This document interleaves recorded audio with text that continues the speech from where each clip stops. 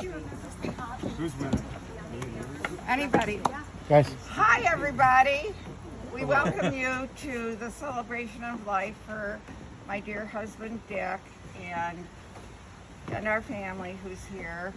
He was a wonderful husband, father, grandfather, son to his own parents. And this is difficult for me, but we'll get through it. Why we're having it here in Bayfield is that this is our favorite place. It was his too. And all of you've been BFFs, Bayfield friends forever. And it's our favorite spot. Oh, I came here first in 1945 and stayed in Jowett Grove with my parents who came here because of the Barlows and the Garys, who were also from Grosse Pointe. And we rented all along the Grove until Dad bought this place, I think it was about 1953. Hasn't changed a bit. no. And then I think we had a pump for water. I don't think we had a shower. If we did, it wasn't cold. It was cold. And we had an ice box where the ice van came, in this place. And so it was very different then. You couldn't keep ice cream. It was hard to have ice, and so we drank drinks without ice. Oh my goodness. And survived. We also, this was Dick's, when I first went to Michigan, which was in 1955, Dick had been there for a couple of years.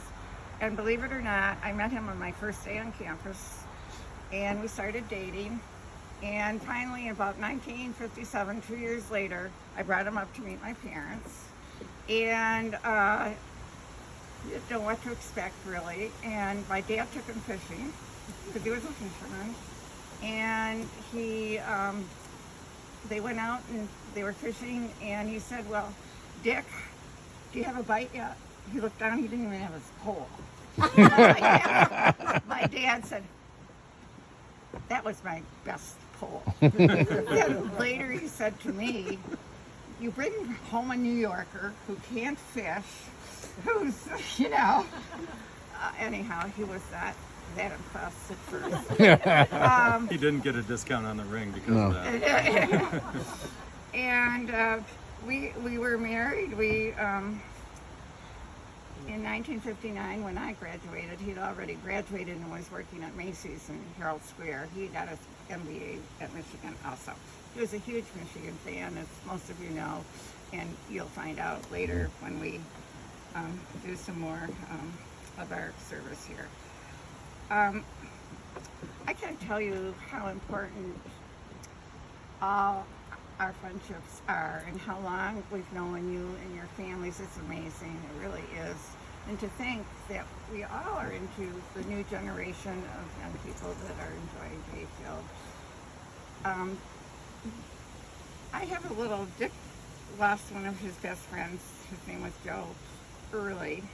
And he was like only 69 or 8. And he... That's where you're going to fall. Okay, thanks. And he read an Irish proverb because Joe is Irish, and went something like this.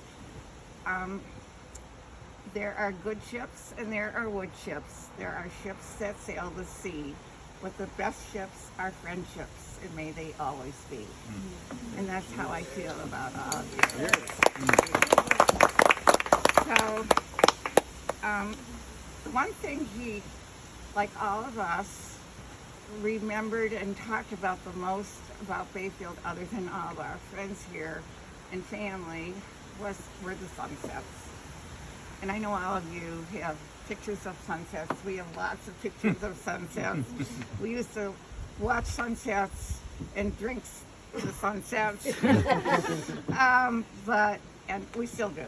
Some things never change. Some things never change. And the sunsets are always beautiful, and I hope we have a beautiful one tonight.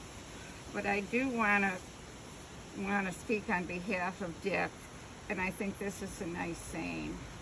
Whenever you want to see me, always look at the Bayfield sunset. I will be there. So, And I really feel that way. I think he's with us now in spirit. I think Emily would like to say a few words. And Yeah. So, just don't really know that. Okay, that's fine. I've got your back. Okay. Use that for front. Okay. I have to blow up my notes so I glasses or can. I have 5 magnification levels. I have this. All right. As you all know, everyone loves my dad. I know you all love my dad. And my dad loved everyone. He loved people.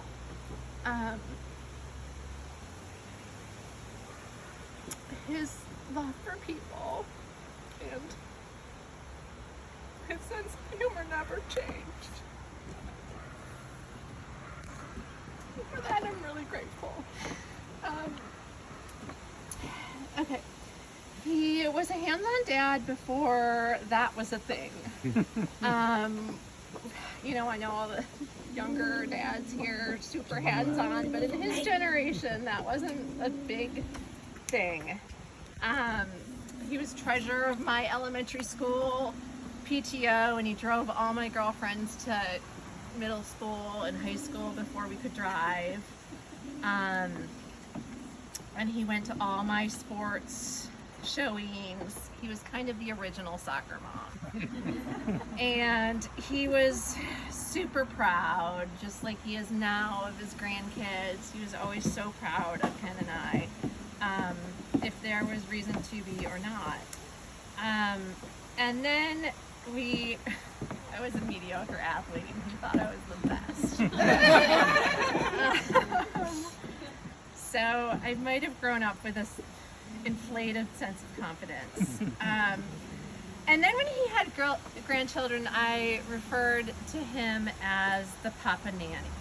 Some of my favorite memories were from the summer when, and you all were here, or many of you, when Bennett was 2 and my mom was still working and Skinny was working, and they would come up on the weekends, and during the week it was just my dad and Bennett and I.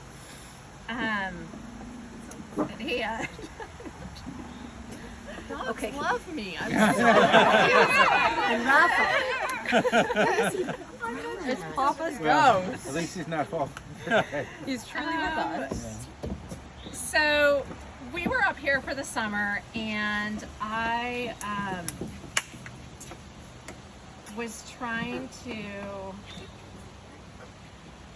work on my dissertation. And so every day my dad would take Bennett to Goderich to the playground for like 3 hours and keep him busy. And then on the way home, Bennett would fall asleep in the car, and Bennett was a terrible sleeper. And so I didn't want to move him. And so my dad would roll down the windows and park in the car over here while Bennett slept. And my dad would sit with him for like 3 hours with the window rolled down and read his newspaper until Bennett woke up. And then when he was just so patient. He was never in a rush, which is probably why he loved Bayfield so much, right? And this is a quality that he would also come, my parents would both come and take care of my kids if Skinny and I wanted to go on a trip. And one time he came to South Carolina, and when Lily was in about 6th grade, and there was this dog that was up for adoption, a rescue dog, and from the pet store, and Lily said that she and my dad would just go and sit there every day for like 2 hours and wait to see if anyone was going to adopt this dog. We wanted to see the owner. And what she said she loved, which is what I think a lot of us loved about Papa, is that he was so patient and willing to do whatever you wanted to do, and he was happy to just spend the day, kind of putter the day away with the people he loved. So I think it's really fitting that this celebration is here with friends and family, because that's what my dad loved best, and that's what he did best, was spend time with people and love people and tell stories. And anyway, cheers to your dad. Cheers. Cheers. Thanks. Now we're going to, Yeah, I can give a bit of a okay. rundown on the plan. That was beautiful. I'm totally choked up, and I'm going to be more choked up as the night goes on. So, so the way things are going to go is we're going to go from here. We're going to shift over here, and we're going to bury